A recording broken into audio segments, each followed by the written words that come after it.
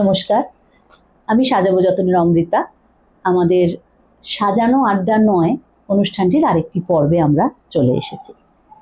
আজকে আমাদের সঙ্গে যিনি আছেন তার সম্বন্ধে যদি আমি ইন্ট্রোডাকশন দিতে চাই, ছোটবেলা থেকেই রক্ষণশীল পরিবারে তিনি বড় হননি, তাই তার সঙ্গে কথা বলতে বলতে বুঝতে পারবেন যে সেই সময় যখন তিনি ছোট ছিলেন সেই সময়ও নাচের জগতে ঢোকাটা খুব একটা অসুবিধা তার হয়নি, কারণ তার বাড়ির সেই চিন্তাধারা উদার ছিল এবং সেই চিন্তাধারাই তার মধ্যে ঢুকেছে, মূল্যবোধ তার মধ্যে ঢুকেছে এবং তিনিও খুবই উদার মনস্ক একজন এবং সেরমভাবেই জীবনযাপন করছেন।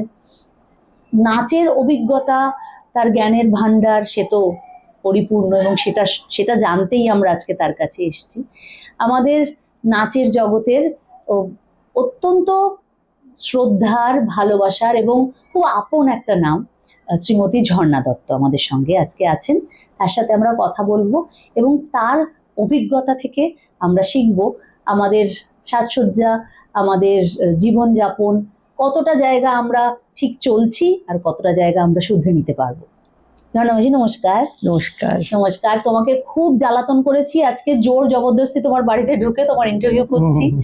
তোমার শরীরটা ভালো নেই আমি জানি, কিন্তু আমাদের এই অনুষ্ঠানটা না একদম আড্ডা মারার মতো, আলোচনা করার মতো, কোনো রকম কোনো মনের ভেতরে কোনো চাপা কথা রেখে বা কোনো রকম এটা বলতেই হবে ওরম জায়গা থেকে আমাদের গল্পটা নয়।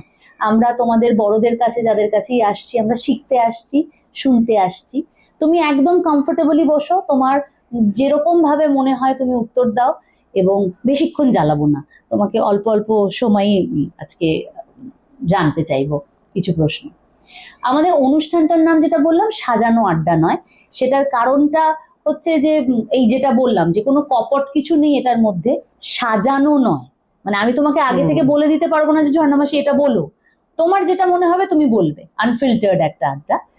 আর যেহেতু এই মেকআপ চ্যানেল বা সাজগোজ নিয়ে আমি কাজটা করছি, আমার মনে হয়েছিল যে একটা অনুষ্ঠান খুব দরকার যেখানে সাজের পেছনের যে ভাবনাটা, একটা মানুষ যে সাজবে, কেন সাজবে বা কতটা সাজবে, সেই জায়গার ভাবনাটা বোধহয় থাকাটা জরুরি।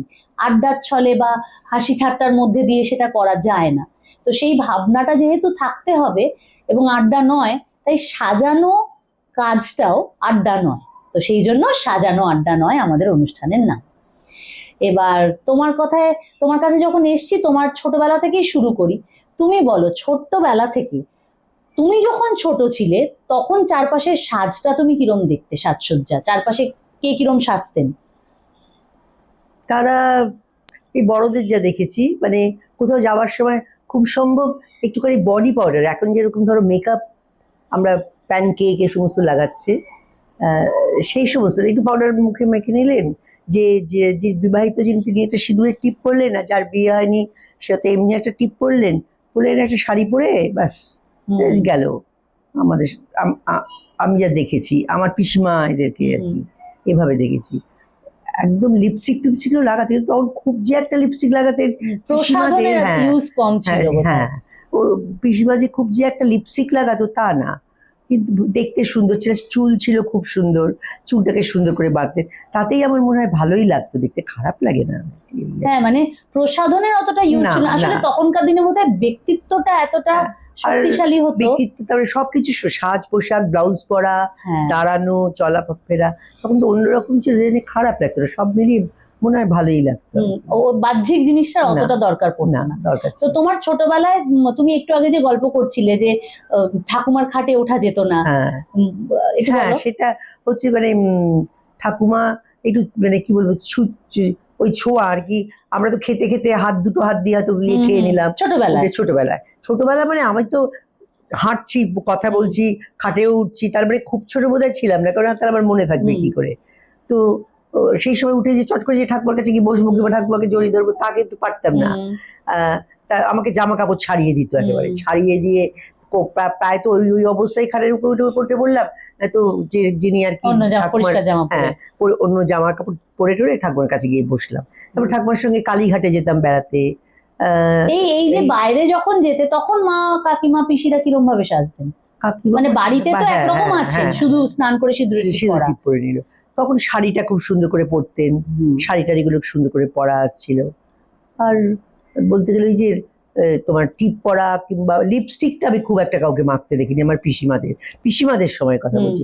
তারপরে ওর পিস্তত দিদিরা বড় হলো, হুম। তাদেরকে দেখেছি লিপস্টিক লাগানো, টিপ পরা, কলেজে যাওয়ার সময় কাজল চোখে দেওয়া। হুম। ও পিসিমারা কিন্তু কাজল টাজল আমি দেখিনি, আমার পিসিমাদের আমি দেখিনি কাজল টাজল পরা অবস্থা। পিস্তত দিদিরা আহ, তখন সাজগোজ করতো, জানি কলেজ টলেজে, তাই হাঁ করে তাকিয়ে থাকতাম, খুব দেখতাম আমরা ওদেরকে। ওদের বন্ধু বান্ধব আসলেও ছুটে গিয়ে একটু দেখতাম যে কিরম সেজেছে, কি করে হ্যাঁ, এসেছে, এই হ্যাঁ। আর কি।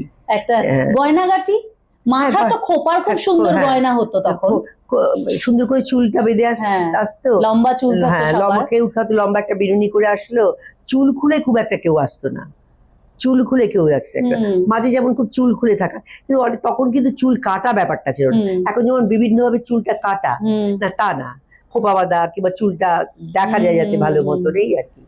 সুন্দর শাড়ি পরা, একদম লুকটাই তখন হ্যাঁ, জন্য অন্যরকম। অন্যরকম হতো, অন্যরকম। একদমই তুমি এবার তো তুমি স্কুলে গেলে, স্কুল হুম। থেকে তুমি হ্যাঁ, কলেজে ঢুকলে, হ্যাঁ, তখন সাজগোজ তখন তো একটু ভালো আর কি, যে যেমন কলেজে আসলো, কেউ লিপস্টিক লাগিয়ে আসলো লুকিয়ে লুকিয়ে, কেউ একটু বড় টিপ পরে আসলো, কেউ একটু ফলস লম্বা একটা কানের দুল পরে আসলো। খুব যে একটা ম্যাচিং কিংবা দেখতে ভালো লাগছে সেরকম মেয়ে কমই ছিল, কিন্তু কিছু জন আছে যারা বেশ, মানে কি বলবো, মনে মানানসই। মানানসই, আর মনে হতো এই সাজটা ভালো আর কি, এরকম আর কি। তোমার বাড়ি থেকে সাজের প্রতি কোনো রকম কোনো না না না, করবে না করো? না, একদম না, একদম না। আমার বাবা ভীষণ সবকিছু ব্যাপারে, বাবার খুব একটা ইয়ে ছিল। বাবা বলতো, দেখো দেখ, দেখো দেখো কিরকম কিরকম পরেছে, কি সুন্দর লাগছে, দেখেছো দেখেছো। শাড়ি পরলে, বিশেষ করে বড় যখন হয়েছি, যখন ফ্রক পরতাম তখন অতটা না, কিন্তু যখন শাড়ি পরতাম তখন বাবা বলতো, দেখ কত সুন্দর লাগে, চোখের ভেতরে যদি তুমি কাজলটা দাও, দেখবে তোমার চোখটা বোধহয় তখন এখন তো বুড়ো হয়ে গেছি, চোখটা বিচ্ছিরি হয়ে গেছে, কিন্তু তখন চোখটাও বোধহয় ভালো ছিল। আমার তুমি যদি কাজল পরো পুষু, আমার ডাক নাম পুষু, তুমি যদি কাজল পরো তোমাকে কিন্তু খুব সুন্দর দেখায়। মা ওই সমস্ত বলতেন না, মা খেয়ালই করতেন না, কারণ আমরা অনেক পিঠোপিঠি, অনেক ভাই বোন আর কি। সংসারের কাজে হ্যাঁ, ব্যস্ত। থাকেন। কিন্তু বাবা বলতে, তুমি যদি একটু যদি কাজল পরো তোমাকে কিন্তু খুব ভালো দেখাবে। কাজল হয়তো পরলাম, বোধহয় এবার দেখো সুন্দর লাগছে, তোমার বিনুনিটা সুন্দর করে তুমি রাখো, তাহলে দেখবে তোমার ভালো লাগছে। বাবার এই সমস্ত দিকে খুব ইয়ে ছিল যে, মানে দেখো, সৌন্দর্য বোধটা বা এস্থেটিক সেন্সটা কিন্তু তখন থেকেই তোমার মধ্যে হ্যাঁ, ইনস্টিল হ্যাঁ, হচ্ছে, হ্যাঁ, কারণ ওই বয়স থেকে তো মনটাও হুম, তৈরি হুম, হচ্ছে। এবার কলেজে তুমি যেরকম সাজ, তোমার তুমি শাড়ি পরেই কলেজে যেতে না সালোয়ার কামিজ? না না, ওই সময় সালোয়ার ছিল? কামিজ অতটা একদমই প্রায় পরিনি হ্যাঁ, সেই সময়। শাড়ি পরে, তখন শুধু তারপরে শাড়িটাই পরেছি, ছিল। তখন শুধু শাড়িই ছিল। শাড়ি পরা, এই যে গায়ে আঁচল দিয়ে বসেছো, এটাও কিন্তু একটা তখনকার সময় থেকেই চলছে। মানে আমি তোমাদেরকে কখনোই দেখিনি, মোস্ট অফ দ্য টাইম যখনই কোনো সময় দেখা হয়েছে, নয় গায়ে আঁচল দেওয়া, নয় আঁচলটাকে টেনে সামনে রাখা। পুরোনো ছবিতেও তোমাদের সবসময় দেখি, মৌমাসিদের সবসময় দেখি এরকম গায়ে আঁচল দেওয়া। এবার তুমি যখন সাজছো, তোমার তো সাজের একটা কাউকে না কাউকে দেখে আইডিয়ালাইজ করে যে আমি এর সাজটা আমার পছন্দ, এরকম ফিল্ম স্টারদের কথা মনে আছে যে তখনকার দিনে ফিল্ম স্টারদের দেখে সাজ দেখে ভালো লাগতো? ভালো লাগতো। কাকে ভালো লাগতো তখনকার সাজ দেখে? সেরকম কিছু না, কখনো প্রথম দিকে সুচিত্রা সেনকে খুব ভালো লাগতো, আপনার ভালো লাগতো না, বলতো মানে কি মনে হতো বেশি বেশি সবকিছু বেশি বেশি হচ্ছে আর কি। কারণ হয় না তখন ওই সময় পুরোনো দিনের ব্ল্যাক এন্ড হোয়াইট নায়িকাদের সাজ দেখে ভীষণ ভালো লাগতো, প্রথম দিকে খুব ভালো লাগতো, তারপরে মনে হতো না না বেশি বেশি সবকিছু হয়ে যাচ্ছে, এই আর কি। ইয়েকে খারাপ ভালোই লাগতো, খারাপ লাগতো না আমাদের সুপ্রিয়া দেবী। সুপ্রিয়া দেবী, ওনার তো অনেক রকমের ভার্সেটাইল সাজ, মানে সুপ্রিয়া থেকেও আমার বেশি ভালো লাগতো, বলো তোমার এখনো যিনি করেন অভিনয়, সাবিত্রী চ্যাটার্জি, খুব সুন্দর সাজ ছিল। সাবিত্রী চট্টোপাধ্যায়, ওনার নিজস্ব একটা ব্যাপার আছে তো, ভালো লাগতো। ওই সাজগুলোর মানে এতটাই অন্যরকম ছিল।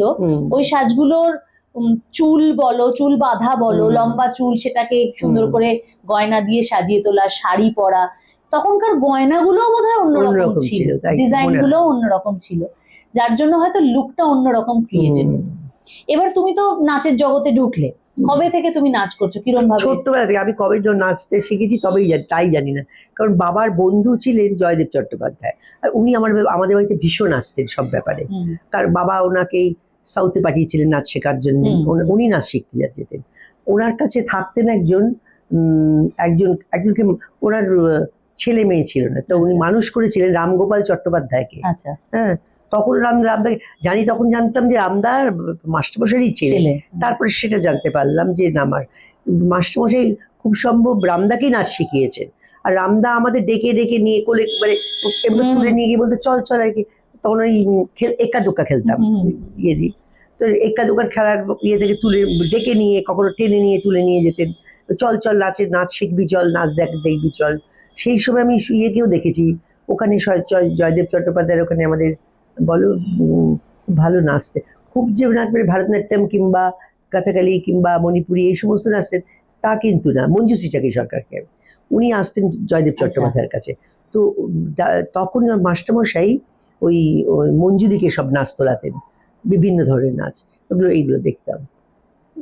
আমিও যে নাচ শিখেছি তারপর একেবারে যে সব ছেলেমেয়েরা যে একদম প্রথম থেকে শিখলো শেষ হলো, ভারতনাট্যম শিখলো, কথাকালি শিখলো, এরকম কিন্তু নাচ আমি শিখিনি, আমি জানি না সেরকম ভাবে, কিন্তু সব রকম নাচতে পারি।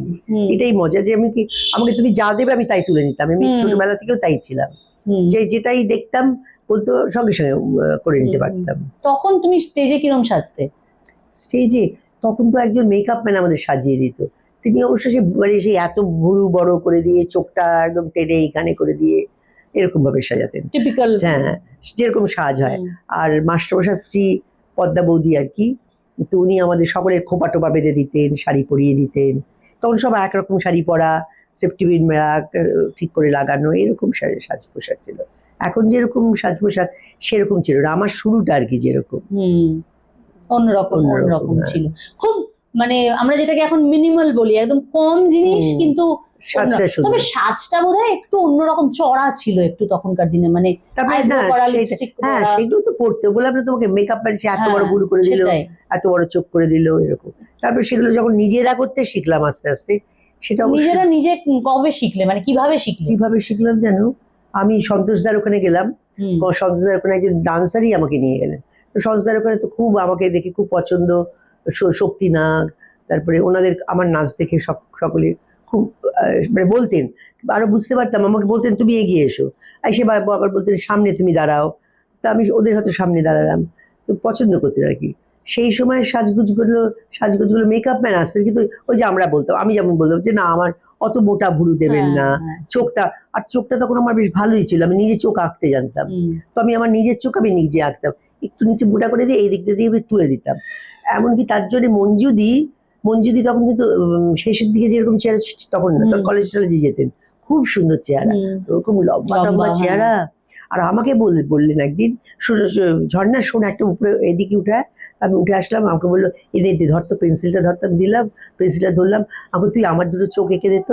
তো মঞ্জুদির চোখটা আমি এঁকে দিলাম, তারপরে দেখ আমার নিজস্ব চোখটা কিরকম, কিন্তু তুই কিন্তু আঁকলি খুব সুন্দর করে চোখটা, এরকম আর কি। কিন্তু তুমি শিখলে কোথা থেকে, মানে কারোর কাছে শিখি না, একদম শেখা না, নিজে থেকেই যে কিভাবে সাজলে আমাকে ভালো লাগছে। এইটাই আমি জানতে চাইছিলাম। আমি পূর্ণিমা মাসির সাথেও আমাদের একটা পডকাস্টের এপিসোড আছে, পূর্ণিমা মাসিও ঠিক এই কথাটাই বললেন, শ্রীমতী পূর্ণিমা ঘোষ, যে আমাদের মানে নিজে নিজে করতে করতে নিজের চোখটাকে আমি কতটা বড় করব, কতটা ছোট করব, কতটা মোটা করব, করতে করতে আমি বুঝতে পারলাম কোনটা করা উচিত। এই এখন যে তুমি চারপাশে যখন দেখো যে সবাই মানে এখন কিন্তু খুব একটা বেশি মেকআপ করে কিন্তু কেউ বেদা করে না, করে কি তোমাদেরকেই দেখি বেশিরভাগ। আর তো বাইরে ফাইরে যেখানে গেছি সেখানে তো আছেই, ছেলেরাই এখন এমন মেকআপ করে, ওরা মেয়ে না ছেলে সেটাই বোঝা ভীষণ মুশকিল। এই যে লাইনার দিয়ে ইয়ে করা চোখ, সেটা আমি সাজের বিবর্তনটাতেই আসছি, ভালো লাগে না। যে তুমি যেরকম সাজ দেখতে, আমরা যেমন দেখো মানে মৌমাসি সান্নিধ্যে ছোটবেলা থেকে রয়েছে, আমরা মৌমাসিকে কোনোদিনও দেখিনি সাজের বারবারন্ত কোনো, মানে মৌমাসি এত সিম্পল থাকেন লোকে বিশ্বাসও করবে না যে ওরম ভাবে সিম্পল থাকেন এবং ওরম ভাবে স্টেজেও ওঠা যায়।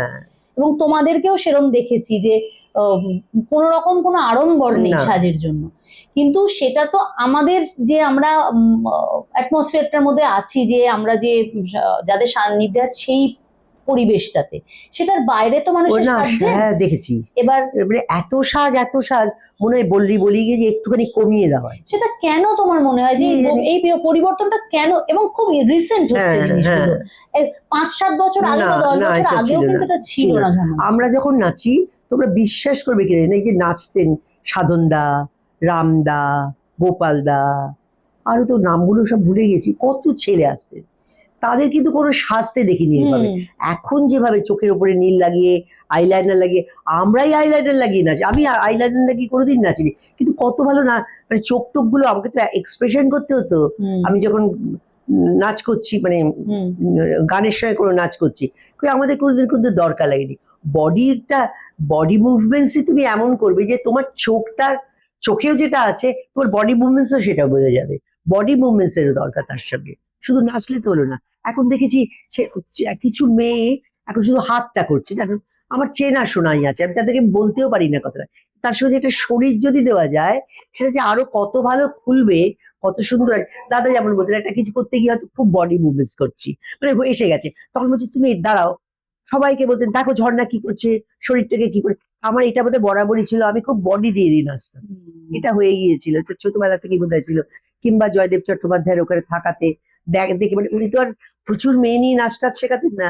মঞ্জুদি আসতেন, তারপরে কৃষ্ণাদি বলে একজন ভদ্রমহিলা আসতেন, খুব লম্বা চওড়া কৃষ্ণাদি, দুজন কৃষ্ণাদি আসতেন, তারাও খুব সুন্দর নাচতেন, কেন ঝর্ণাদি বলে একজন আসতেন। তো তখনকার ওগুলো আর কি মনে আছে। অন্যরকম ছিল। এই যে তুমি সাজতে শিখে গেলে, তুমি স্টেজে নাচ করছো, এবার তোমার নাচের এক্সপিরিয়েন্স হচ্ছে, নাচের এক্সপিরিয়েন্স নিয়ে অন্যদিন আমরা গল্প করবো, আজকে তো সাজ সম্বন্ধে কথা বলছি। এরপরে তোমার জীবনের একটা অধ্যায় শুরু হলো উদয় শঙ্করের সঙ্গে, আর তুমি যখন তার সঙ্গে কাজ করছো, নাচ করছো। এবার এতদিন তুমি যেভাবে স্টেজে নাচ করতে বা সাজতে সেরকম না, সেটা থেকে কিরকম আলাদা? বা দাদা যতটা কম হয় সেটাই বলতেন অত মেকআপ করে নিয়েছো না, তার জন্য মেকআপ করে। আমাদের তো প্রথম দিকে নিজস্ব শাড়ি পরা, তুমি যেমন শাড়ি পরে আছো শাড়িটা একটু গুছিয়ে নাও, নিয়ে তুমি নাচ করো, এরকম ব্যাপার ছিল তখন। ড্রেস দাদা কিনতে পারেননি, দাদার সেই ইয়ে ছিল না। তো আমরা যে যার নিজের শাড়ি পরেই নাচতাম, বুঝলে। এই যে শাড়িটা পরে আছে, ছবিটা আছে দেখো, এই শাড়িটা পরে আমি দাদার ওখানে গিয়েছিলাম। আর চণ্ডালিকা যখন নাচি তখন আমাকে বলেছিলেন তুমি যে শাড়িটা পরে এসেছিলে, সবুজ রং শাড়িটা, হলুদ বর্ডার, কটকি শাড়ি একটা, তুমি ওই শাড়িটা পরে আসবে। তো ওইটা পরে আমি চণ্ডালিকার আগে যেদিন রোল পাই, তারপরে স্টেজে উঠি নাচার, তো ওইটাই পরেছিলাম। চণ্ডালিকায় কিরকম সাজতে? ওই তো একটা কটকি শাড়ি পরতাম, একটু উঁচু করে পরতাম, সবাই কোমরে গুজে নিয়ে একটা পট্টি বা সার্কিট, মেকআপ সাধারণ, কিন্তু চোখটাকে একটু বড় করে দিতাম, লিপস্টিক লাগাতাম একটু হাই, মানে একটু রং একটু বেশি যাতে লিপস্টিক লাগানো যায়। ওনার সাজ সম্বন্ধে কি ধারণা ছিল? উনি কি দাদা চাইতেন না, পছন্দ করতেন? প্রথম দিকে তো দাদা বলেছিলেন কেউ কিছু লাগিয়েই না। তারপরে আমাদের যেমন ইচ্ছা হয় একটু আলো টালো পড়ছে, একটু বাইরে থেকে যারা বন্ধুরা দেখে আসতো এসে বলতো বাবা কি লাগছে জানিস না, তো কিচ্ছু বোঝা যাচ্ছে না, জানিস তো আলো পড়লে মুখটা কিচ্ছু বোঝা যাচ্ছে না। পলি ছিল, সুনন্দা ছিল, মানে শান্তিদার স্ত্রী, তারপরে আরো আমরা অনেকে ছিলাম। সুনন্দা পলির এই কথা মনে পড়লো, কারণ আমরা ছোটবেলা থেকে বন্ধু, এখন পর্যন্ত আমাদের একটা যোগাযোগ আছে, তাই এরকম আরো অনেক মেয়েরা ছিল। তারা বলতো যে কি খারাপ লাগছে যখন জোরালো আলো পড়ছে, তখন মনে হচ্ছে ওর চ্যাপটা একেবারে ভূতের মতন, বুঝলি না, চলো আমরা একটু কাজল পরে নেবো। তারপর দাদা তো বারণ করেছিলেন, পরে আমরা নিজেরাই কাজল পড়তে আরম্ভ করলাম। হঠাৎ দাদা একদিন বোধহয় চোখ বলে বলে না না তোমাকে ভালো দেখাচ্ছে, দাদা তো পরিষ্কার বাংলা ভাবে বলতেন না, কিন্তু ঠিক আছে তুমি যখন স্টেজে উঠবে এইরকমই করো, যেই বলেছিলেন এমনি এরকম করো, তখন ওপরে চোখের উপরে আর একটু মোটা হয়ে গেল, একটু টানটা বড় হয়ে গেল, এরকম প্রায় করে শেষ দিকে তো মানে রীতিমতন মেকআপ করে, গালে টালে বেশি কিছু লাগাতাম না, চোখটা খুব সুন্দর করে দিতাম, তাতেই ঠিক ছিল। আর এমনি যখন রিহার্সালে থাকতেন তখন উনি কিরকম পছন্দ করতেন? তখন তো এমনি, মানে রিহার্সাল মানে কি, একটা তো স্টেজের মেকআপ, তুমি যেটা বলছো চোখ করতে, রিহার্সালটা কেন বললাম, কারণ আমাদের দৈনন্দিন জীবনের মধ্যে পার্ট, মানে আমরা যেমন জামা কাপড় পরে আসি, যে যেমন সাজা পছন্দ করতেন না, না সেই সমস্ত কখনো বলেননি, কাউকেই বলেননি। কিন্তু ওই একটা ব্যক্তিত্ব তৈরি করাতে তো হেল্প করেছেন নিশ্চয়ই ওই সময়টাতে, তার প্রভাব তো একটা থাকবেই। তা তো ছিলই, যে মানে কি বলবো তোমাকে, নাচটা ভালো নাচো, কিন্তু তোমার যেটা পোশাক পরে এসছো সেটাও ঠিকঠাক মতন পরো।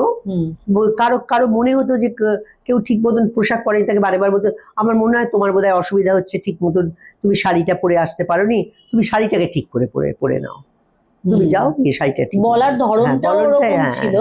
আর তোমার যখন তুমি এবার চণ্ডালিকা করতে করতে করতে করতে তো নিজেও আরো মেকআপের দিকে গেলে, বা মেকআপ শিখে গেলে, করতে করতে যা হয় স্টেজ করতে করতে একটা এক্সপিরিয়েন্স তো হয়ে যায়। এরপর তোমার সেইটার প্রভাবটা পার্সোনাল লাইফে কতটা পড়লো?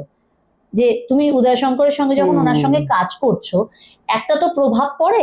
আমরা ছোটবেলা থেকে যার সঙ্গে সেটা থাকি নাচের স্টাইল, স্টেজটা, হ্যাঁ, কিন্তু সাজ পোশাকের ওপর প্রভাব পড়েনি না, কারণ দাদা সাজ পোশাক তো আমাদের কোনো ছিল না, না। রুচিটা তো একটা তৈরি হওয়ার জায়গা থাকে না, সেটা না, মানে আমি simple। লিপস্টিক পরতে কাজল পরার প্রভাবের কথা বলছি না, কিন্তু আমি শাড়ি কিভাবে পরা, হ্যাঁ হ্যাঁ কিভাবে টিপ পরবো, শাড়ি পরবো, একটা খোপার কাছে ফুল লাগানো, এই যে ভালো উনি পছন্দ। প্রথমে কিন্তু বলতে না পড়ো না, তারপরে হয়তো কেউ একজন লাগিয়েছে, তখন তো নাচছে কিংবা কিছু হচ্ছে, তখন আপনাকে আজকে ভালো দেখাচ্ছে। তোমার ছোট থেকে তুমি বাড়িতে যেরকম দেখলে, তারপরে তোমার স্কুল কলেজ নাচের জগৎ, উদয় শঙ্করের সঙ্গে কাজ করতে করতে তোমার একটা স্টাইল সেন্স তৈরি হয়ে গেল। এখন যেরকম আমরা চারপাশে দেখি, ঠিক ভুলের জায়গা থেকে আমাদের অনুষ্ঠানটা নয়, আমরা বিচার করছি না, কিন্তু একটা ভীষণ রকম অন্য ছবি, অন্য একদম অন্য ছবি। তোমার কি মনে হয় যে এই যে বদলটা এলো, কেন এলো? কি জানি না রে, কোথায় গিয়ে, মানে কারণ আমরা তোমাদের থেকে যখন আমরা শিখছি বা আমাদের বাবা মার জেনারেশন যখন দেখছি, তখনও কিন্তু এতটা ছিল না। হ্যাঁ, মডার্ন কি জামা কাপড় কেউ পরে না, মেকআপ দেখেছি পুরো পুরো মেকআপ করে চলে যাচ্ছে, এবং সবসময়ই করছেন, হয়তো বেশিরভাগ সময় করছেন, দরকার না লাগলেও করছেন। কেন এই জায়গাটা কোথায় আমরা গন্ডগোলটা করলাম? যে হয়তো ওর মনে হচ্ছে যে এরকম ভাবে সাজলে আমাকে ভীষণই সুন্দর দেখাচ্ছে, কিংবা সে বুঝতে পারছে, কিংবা যে আমাকে ভালো দেখাচ্ছে না। ভালো খারাপের জ্ঞানটা কি তোমার মনে হচ্ছে যে সবাই মানে ডাইলিউট করে ফেলেছে, যে আমাকে কোনটা মানাবে আর কোনটা সেটা বুঝতে পারে না? আমার মনে হয় অধিকাংশ মেয়ে, আমার তো মনে হয় কিছু মানুষ আছে সত্যি তাকে দেখার মতো, যে বাহ কি সুন্দর সেজেছে, দেখো মানে সব সম্পূর্ণ সুন্দর। আবার অনেককে দিকে তাকিয়ে দেখলাম তো সাদা, এই যে কালকে এখানে বিয়ে বাড়ি ছিল, এসছে এখান থেকে দেখে বলছে ভূত দাঁড়িয়ে আছে। আমরা কিন্তু সাজতে কাউকে বারণ করছি না, সাজুন, নিজের মনের মতো করে সাজুন, কিন্তু কতটা সাজবেন এবং কোথায় কেন সাজবেন খুব ইম্পর্টেন্ট। এই যে তুমি বিয়ে বাড়ির কথা বললে, আমার কাছে আজকেই একজন একটা ছবি পাঠিয়েছে, যেটা ব্রাইডাল একটা মেয়ের ছবি পাঠিয়েছে, বলছেন সেলিব্রিটি মেকআপ আর্টিস্ট মেকআপ করিয়েছে, কিন্তু পুরো খোলসের মতো উঠে আসছে, অনেক বেশি বেশি বেশি বেশি। এই জায়গাগুলোই আর কি আমাদের, আমি এই অনুষ্ঠানটা কেন আমার হঠাৎ মাথায় এলো, এই কারণেই এলো যে আমরা যেদিকে যাচ্ছি সবসময় তো আমরা ঠিক দিকে যাই তা নয়। অনেক অনেক সময় হয় আমরা অকারণ একটু বেশি মেকআপের দিকে চলে যাই, যখন দরকার লাগে না। স্টেজ বা প্রফেশনাল শুট হচ্ছে, সেখানে মেকআপ অবশ্যই দরকার তো লাগবেই, চড়া আলোয় যখন কাজ হচ্ছে, কিন্তু দৈনন্দিন জীবনে বোধহয় অতটা চড়া মেকআপ সবসময় করার দরকার পড়ে না। এই কথাগুলোই আমি পৌঁছে দেওয়ার জন্য এই অনুষ্ঠানটার কথা ভাবা, যে তোমাদের মতো সিনিয়র লোকজনদের সঙ্গে কথা বলা, এবং অনেকের সঙ্গে কথা বলা, যারা একটি কলেজে যাচ্ছে সেরকম একটি মেয়ের সঙ্গেও আমার ইন্টারভিউ করার ইচ্ছে, এবং সাধারণ গৃহবধূ যে তার সঙ্গেও করার ইচ্ছে। কারণ কি, মেকআপ জিনিসটা এমন বা সাজসজ্জা জিনিসটা এমন, সেটা ভীষণ ব্যক্তিগত। কে কিরম সাজবে কিরম সাজবে না, সেটা তার নিজের চিন্তার উপর ডিপেন্ড করে। এবং ঠিক ভুল ভালো খারাপের জায়গা না গিয়েই বলছি, একটা মিনিমাম চিন্তা দরকার, আমি কখন করব কি করব, সেইটার কথার জন্যই এই অনুষ্ঠানটা করা। আর এই যে কোন জায়গাতে কিরকম সেজে যাবো, সেটাই। হ্যাঁ, কোন জায়গায় কিরম সেজে যাবো, কোথায় আমি শর্ট স্কার্ট পরে যেতেই পারি, কেন যাব না? আমাকে যদি মানায় আমি কেন যাব না? তার মানে আমার সেন্টেন্সে দুটো জিনিস হলো, যে আমি কোথায় শর্ট স্কার্ট পরবো, আর আমাকে যদি মানায়, মানাচ্ছে কিনাটা বুঝছি, সেই জিনিসটা। আর একটা প্রশ্ন তোমায় আমি করতে চাই ঝর্ণা মাসি, অবশ্যই তোমার পারমিশন নিয়ে, যে তুমি এমন একটা সময়ের মধ্যে দিয়ে এখন চলছো, একটা শোকের মধ্যে রয়েছে তোমার মনটা, কোপ আপ করে উঠতে এখনো পারেনি। আমাদের কি হয়, আমরা না খুব শহুরে চোখ দিয়ে দেখি সবকিছু, তাই আমাদের মনে হয় যে না, কেন একজন তার এত বছরের একজন সঙ্গী তার থেকে দূরে চলে গেছেন বা অন্য জায়গায় চলে গেছেন, তার জন্য তার পোশাক আশাক বা পরিচ্ছদের রং বদলাবে কেন, তাকে সাদা পরতেই হবে কেন, তাকে সাজবে না এরকম কোনো মানে নেই, খাওয়া দাওয়া চেঞ্জ হবে কেন? কিন্তু এটা না শহুরে চোখ। আমরা শহরের যারা মানুষ, তারা হয়তো বেশিরভাগ এরকম ভাবে ভাবি। আমাদের বাড়িতে কেউ হোক বা নিকট আত্মীয় কেউ হোক, আমরা কখনো ফোর্স করি না যে না তুমি সাদা পরো, কি হয়েছে তোমার এরকম হয়েছে, তুমি নর্মাল থাকো। কিন্তু আমাদের ভারতবর্ষটা বা পশ্চিমবঙ্গের দুর্ভাগ্যবশত বেশিরভাগটাই গ্রাম কেন্দ্রিক, তো তাতে কি হয়, অনেক সময় একটা মেয়ের ওপরে না, বা একটা নারীর ওপরে, সে যে বয়সেই সাথীহারা হন না কেন, একটা চাপিয়ে দেওয়া হয়, একটা স্পেশাল সাদা পড়তে হবে, রং পরা যাবে না বা সাজা যাবে না। সেটার বিভিন্ন সামাজিক কারণ আছে, অনেক এক্সপ্লেনেশন অনেকে দেবেন হয়তো।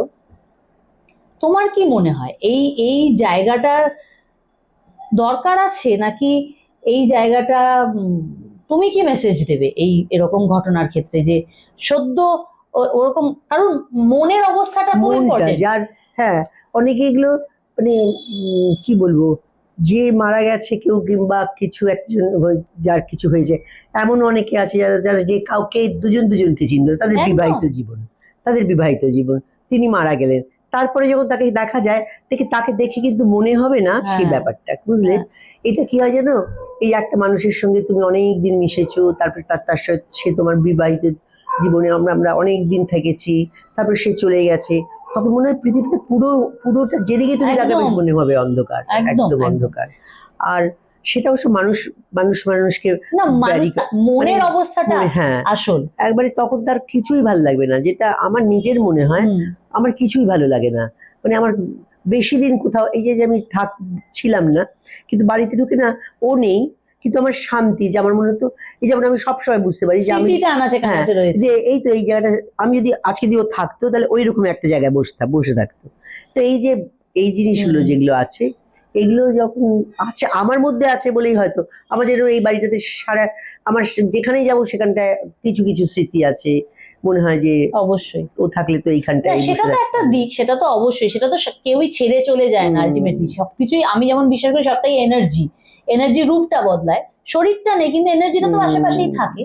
কিন্তু আমি ওই ওই জায়গাটা তোমার কাছ থেকে জানতে চাইছিলাম, যেহেতু তুমি এত সিনিয়র, যে সমাজের তো একটা দায়িত্ব থেকে যায়, তাকেও হিল করানোর একটা দায়িত্ব আমার আশেপাশের কি লোকজনেরও করবে থেকে যায়, বলো? কিন্তু সেটা হয় না, সেটা ওই চাপিয়ে দেওয়াটাই থাকে যে এই নিয়মের মধ্যে যেতে হবে, এটা খেতে হবে, এটা পড়তে হবে। না, আমাকে কিন্তু কেউ কখনো বলেনি। ওই যে বললাম শহরের বলে, আমরা শহরে চোখ দিয়ে দেখি বলে, আমার গ্রামে কেউ হয় বলে জানো না। তো, গ্রামেও হয়। এবং শহর বলে, শহরের কিন্তু মানে অনেক পরিবার আমি এখনো চিনি খুব রক্ষণশীল যারা, না কেন করবে না, হ্যাঁ, সেই জায়গাটা খুব দুর্ভাগ্যজনক যে একটা মানুষ তো তার সাজ পোশাকটা নিয়ে যেহেতু আমরা কথা বলছি, জীবনের প্রতিটা ফেজেই কিন্তু সাজ পোশাকটার পরিবর্তন আসে বা একটা অন্যরকম অধ্যায় আসে। তো এই সময়টাতেও যে যেরকম সাজছে সেরকম, মানে মনটা যা তার যেরকম চাইছে সেরকম তাকে তাকে করতে দিতে দেওয়াটাই বোধহয় উচিত। উচিত। থ্যাংক ইউ ঝর্ণাবাসী, তোমার সাথে মানে তোমাকে থ্যাংক ইউ বলার মতো জায়গায় আমি নেই, কিন্তু তোমার অনেক শরীর খারাপ, অনেক মনের মধ্যে থেকে একটুখানি এখনো হিল করার জায়গা বাকি, সেই সময় তোমাকে আমি বসতেই হবে, আমার সাথে কথা বলতেই হবে করে, তোমাকে জ্বালাতন করে তোমাকে একটুখানি আমি ইন্টারভিউ করলাম, অনেক কিছু শিখলাম, শুনতে পেলাম। সবচেয়ে ভালো লাগলো, আমি আমার যেহেতু আমরা ওই শৈলী নিয়েই কাজ করি, ওই উদয় শঙ্করের সঙ্গে তোমার এক্সপিরিয়েন্সটা শুনে সত্যি আমাদের খুবই শেখার জায়গা একটা হলো যে কিরম ভাবে উনি চাইতেন আহ সাজ পোশাকের ব্যাপারে, উনি কি ভাবতেন সেই জিনিসগুলো। অনেক ধন্যবাদ তোমাকে। তুমি নমস্কার। আরো ভালো থাকো, সুস্থ থাকো, একা একা থেকো না, এবং নিজের যত্ন নিয়ে থাকো। আজকে অনেক কথা বললাম আমরা শ্রীমতী ঝর্ণা দত্তর সঙ্গে, এবং অনেক কিছু শিখলাম, অনেক কিছু জানলাম। আম, প্রতিটা মানুষ ছোট থেকে বড়, এবং বড় মানে আমরা যেরকম বড় ভাবি তারপরে বৃদ্ধ বলতে শুরু করি, কিন্তু বৃদ্ধ শব্দটা আমার খুব ভালো লাগে না। আমি বলতে চাই তাদের অভিজ্ঞতার ভান্ডারটা এতটাই পূর্ণ হতে থাকে যে সেখান থেকে আমরা একটু একটু একটু একটু করে যদি আস্বাদ পেতে থাকি, আমরা নিজেরা এনরিচড হই, আমরা সমৃদ্ধ হই। তাই আজকেও সেরকমই একটা পর্ব হলো। আপনারা যদি ভালো লাগে আমাদের পর্বগুলো দেখতে আমাদের জানাবেন। এই অনুষ্ঠানটি ইউটিউব চ্যানেলে থাকছে, আমার ইউটিউব চ্যানেল যেটা অমৃতা ভট্টাচার্য সাজাবো যতনে, সেখানে আপলোডেড থাকবে। একটু লাইক কমেন্ট সাবস্ক্রাইব তো সবাই বলে, আপনারা একটুখানি ছড়িয়েও দেবেন যদি ভালো লাগে এই কাজগুলো। আরো অনেক পর্ব রয়েছে, আরো বিভিন্ন মানুষের সঙ্গে একটু গঠনমূলক আলোচনা করার চেষ্টা আমরা করছি। কোনো ঠিক ভুল, কে ভুল করলো, কে ঠিক সাজলো, কারটা ভালো কারটা খারাপ, এই বিচারের জায়গা থেকে অনুষ্ঠানগুলো নয়। অনুষ্ঠানটার মূল বক্তব্য, মানুষ যখন সাজে তখন তার মনের মধ্যে কি চলে, কেন সে সাজে, এটা নিয়ে তো খুব একটা আলোচনা শুনি না। সেই চিন্তাটা থেকে এই অনুষ্ঠানটার ভাবনা মাথায় আসে, এবং আমরা চেষ্টা করছি সেটাকেই তুলে ধরার। কারণ আমাদের যে ট্যাগলাইনটা, যে সাজানো আড্ডা নয়, মেকআপ অ্যান্ড ইটস রেলিভেন্স, এই গুরুত্বটা একটা মানুষের জীবনে কতটা, সাজের গুরুত্ব, সাজসজ্জার গুরুত্ব, সেইটাই তুলে ধরার আমরা চেষ্টা করছি। আমাদের ভালো লাগলে আমাদেরকে জানাবেন। আমাদের যদি কোনো ত্রুটি মনে হয় যে আপনাদের ভালো লাগেনি এই জায়গাটা, ওই জায়গাটা সংশোধন করার দরকার, সেটা আরো বেশি করে জানাবেন, যাতে আরো আমরা এগিয়ে যেতে পারি। আর আমাদেরকে মনে রাখবেন, আর মনে রাখবেন সাজানো আড্ডা নয়। নমস্কার।